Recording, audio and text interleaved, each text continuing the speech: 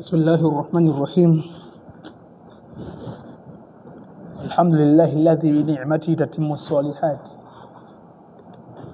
ثم الصلاة والسلام على حبيب المصطفى محمد بن عبد الله رسول الله صلى الله عليه وسلم. أما بعد, baada ya kumshukuru Allah na kumtakia ziada za rehema kipenzi chetu bwana mtume Muhammad sallallahu alaihi wasallam, ama tukiwa tunaendelea na utaratibu wa tafsiri ya Qur'ani tukufu surati al-Mujadila, leo tupo katika aya nambari 17 na 18. Baada a'udhu billahi minash shaitani rrajim. Bismillahir rahmanir rahim. Lan tughniya anhum amwaluhum wala auladuhum min Allahi shay'a أولئك أصحاب النار هم فيها خالدون يوم يبعثهم الله جميعا فيحلفون له كما يحلفون لكم ويحسبون أنهم على شيء ألا إنهم هم الكاذبون. Ama tutakuwa ni wenye kuangalia aya hizi mbili zinazopatikana katika suratul Mujadila, aya nambari 17 na 18. Sura hii ni sura ya 58 katika mpangilio wa msahafu au wa Qur'an tukufu, basi sura hii ni sura ya 58. Ndugu zangu katika imani, Mwenyezi Mungu Tabaraka wa Taala katika matni ya aya iliyotangulia kuisoma, Allah au tafsiri inasema ni kuwa hakika mali zao wala watoto wao hawatawafaa hata kidogo mbele ya hukumu ya Mwenyezi Mungu Subhanahu wa Ta'ala. Hao watu ni wa motoni tu. Inamaanisha mali, watoto haitaweza kukusaidia chochote eti wewe usiingie motoni kwa makosa ya hayo ya kinafiki ambayo waliokuwa wanayafanya. Lakini aya inamalizia hum fiha khalidun, watu hawa katika moto huo wa Jahannam watakuwa ni wenye kudumu milele kwa milele. Ama tukiangalia tuingie katika uchambuzi wa aya hii kabla ya kuenda aya ya pili hiyo kwa leo. Aya hii inakata kabisa dhana ya wanafiki waliodhani kuwa labda mali zao, imma watoto wao, au heshima yao waliokuwa nayo hapa duniani, kwa kuwa mtu anaitwa mheshimiwa fulani bin fulani, au hata kama mtu haitwi mheshimiwa fulani lakini tu kimsingi ni mwenye kuheshimika katika mtaa, mwenye kuheshimika katika kile kijiji, mwenye kuheshimika katika jamii yake. Pengine anaheshimika kwa mambo mazuri, lakini inawezekana pia anaheshimika kwa mambo yake mabaya tu. Bwana yule unasimuone vile, akikuonesha kidole basi kesho utaamka tofauti kidogo. Watu wanaweza mtu akamwogopa kwa sura hiyo na akawa mheshimiwa kabisa huyo mtu. Kwa hiyo aya hii ikaja kukata kabisa matamanio yao ya dhana zao kuwa mali zao au watoto wao au heshima zao inaweza kuwa ni msaada ya wao kuto kuingia motoni, lakini vinaweza kuwasaidia siku ya hukumu. Yani vinaweza kuwasaidia siku ya hukumu. Ndugu zangu, Qur'ani inasisitiza kuwa hakuna chochote kinachoweza kumkinga mtu na adhabu ya Allah isipokuwa ni imani tu na utii. Kitu pekee ambacho kinaweza kukusaidia wewe, kinaweza kunisaidia mimi, kinaweza kumsaidia yule, kinaweza kuwasaidia hao, kinaweza kuwasaidia hawa na kuto kuadhibiwa katika adhabu ya Mwenyezi Mungu Subhanahu wa Ta'ala aliyokuwa ameiandaa. Kitu pekee hiko, kitu uniki au pekee ni imani na utii. Basi walaisa ghair, sio vingine. Usijidanganye kabisa kama una mali nyingi, una watoto wengi majabari, watoto wako walilahi alhamdu wamekuwa wanakutii, wanakuheshimu, majabari, unafikia hatua kuwapa sifa, sema jamani ndo masimba wangu hao.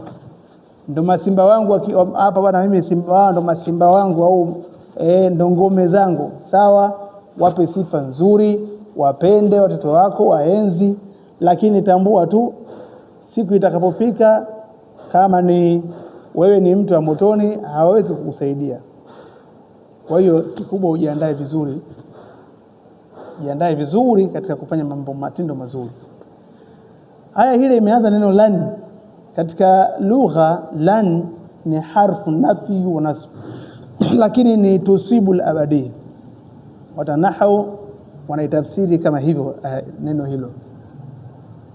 Katika Kiarabu inaonesha kukanusha kabisa milele.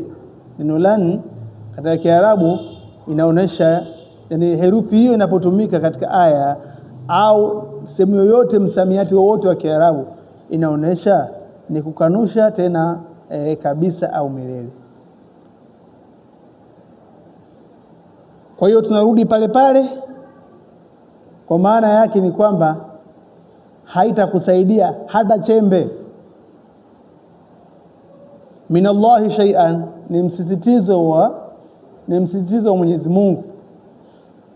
Lan tughniya anhum amwaluhum, aya nasema lan tughniya anhum amwaluhum wala auladuhum minallahi shay'a. Ni msisitizo tu unaomaanisha hata kitu kidogo kabisa utaweza kusaidiwa. Ulaika ashabun nari, Qur'ani haitumii tu wengine. Anasema hao ni watu wa motoni, au watu hao ni wenye moto tu. Yani moto au motoni ndio itakuwa makazi yao. A'adhana Allahu min dhalik. Tumuombe sana Mwenyezi Mungu atunusuru na hicho kitu. Huna ubavu wewe wala mimi kudhibiti au kuvumilia hizo adhabu za Allah tabaraka wa taala. Aya ya 18 inasema yauma yab'athuhumullahu jami'an fayahlifuna lahu kama yahlifuna lakum wa yahsabuna annahum ala shay'in ala innahum humul kadhibun. Tafsiri yake ni kwamba siku ambayo Mwenyezi Mungu atawafufua wote kwa pamoja, basi watamwapia yeye, watu hawa watamwapia Mwenyezi Mungu kama walivyokuwa wakikuapieni nyinyi. Yauma yab'athuhumullahu jami'an fayahlifuna lahu, watamwapia hii inarudi kule kwa Allah, inaondoka kwa Mwenyezi Mungu Subhanahu wa Ta'ala. Fayahlifuna lahu kama yahlifuna lakum, basi watamwapia yeye Mwenyezi Mungu kama walivyokuwa wakikuapieni nyinyi duniani, wakidhani kuwa wana hoja au wanategemea kitu fulani. Tambueni hakika hao ndio waongo hasa, maana hakika hao ndio waongo hasa. Si akawa na hapa kumbe mtu yeye anakusudia ni uongo, ni unafiki. Hapana, tushibishwe imani sisi kwa sisi, tuwe na hofu ya Allah. Aya hii inaeleza hali ya wanafiki siku ya kiyama. Hiyo yauma yab'athuhumullahu jamia inaelezea hali ya wanafiki siku ya kiyama, ambao walikuwa wakila kiapo cha uongo duniani ili kujitetea mbele ya watu. Tabia hiyo itakuwa imekita ndani yao kiasi kwamba hata mbele ya Allah watajaribu kuapa tena. Yani tabia hiyo kwao imeshaizoea, hata mbele ya Mwenyezi Mungu watataka kujaribu kuapa tena.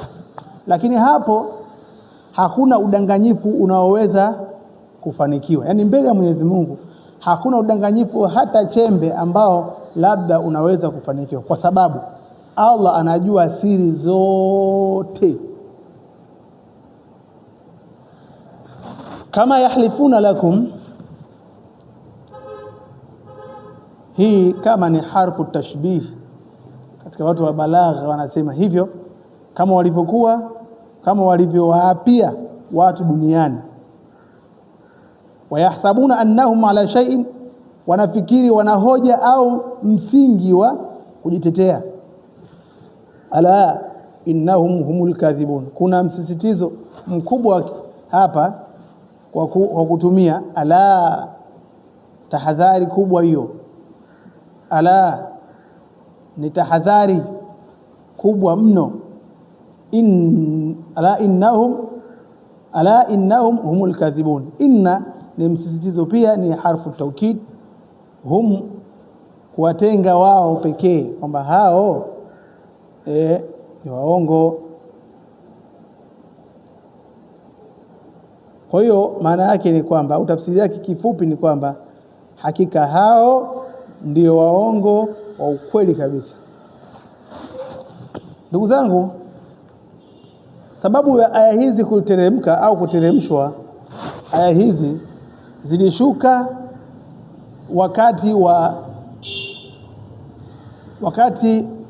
zilishuka aya hizi kuhusu wanafiki wa Madina ambao walikuwa wakijifanya Waislamu mbele ya Mtume Muhammad sallallahu alaihi wasallam, lakini kwa siri walishirikiana na Mayahudi. Walikuwa wanapinga Waislamu, wanapinga Uislamu wenyewe. Walikuwa kweli wakitoa viapo vya uongo ili kuficha unafiki wao. Mfano wao ulikuwa hivi, wakisema wallahi sisi ni pamoja nanyi, wabillahi sisi ni wezenu, watallahi sisi ni Waislamu purest, ni Waislamu pure kabisa.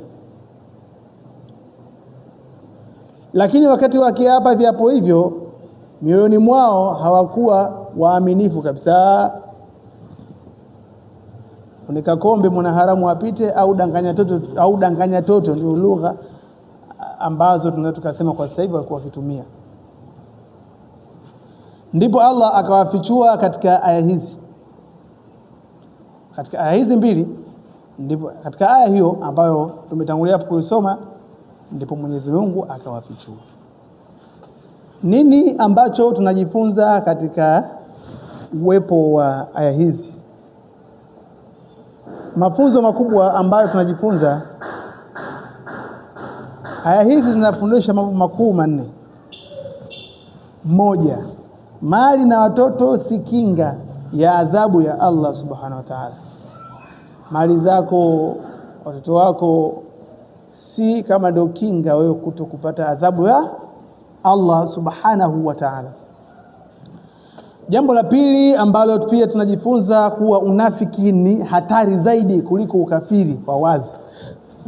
Unafiki ni kitu ambacho ni hatari zaidi kuliko ule ukafiri wa wazi, kwa sababu mnafiki mnakuwa naye msikitini, mnapanga naye safu, mathalan mnavaa naye makanzu, iko hivyo, lakini kumbe mambo yake aliyokuwa nayo katika moyo wake ni mazito zaidi aliyoyaficha. Ni bora yule ambaye wazi kabisa mshamfahamu kwamba huyu sio mwenzetu. Lakini la tatu, tunaona tabia ya uongo inaweza kuwa sehemu ya nafsi ya kwenda kuteseka. La nne, tunaona kuwa siku ya Kiyama hakuna udanganyifu wote utakaoweza kufanikiwa mbele ya Allah tabarak wa taala. Hakuna, uweze kumdanganya Mwenyezi Mungu. Mwenyezi Mungu anayajua zaidi, anakutambua wewe zaidi kuliko hata wewe mwenyewe unavyojitambua. Kwa hiyo huna siri yoyote ambayo unaweza kusema mimi naweza nikaificha. Jambo lolote ambalo pengine unaweza kumdanganya Allah tabaraka wa taala, isipokuwa Mwenyezi Mungu atakubainisha na atayajua yale ambayo ulikuwa nayo.